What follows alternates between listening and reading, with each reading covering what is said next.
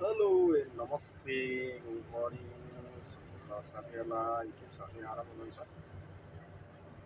म चाहिँ अहिले ड्युटीको क्रममा छु। ड्युटीमा छु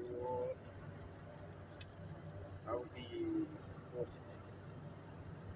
दमाम सेकेन्ड समयतिर छु। अनि हजुरहरू कहाँदेखि हुनुहुन्छ, कतादेखि हुनुहुन्छ, के गर्दै हुनुहुन्छ, आराम कुशल हुनुहुन्छ होला होइन।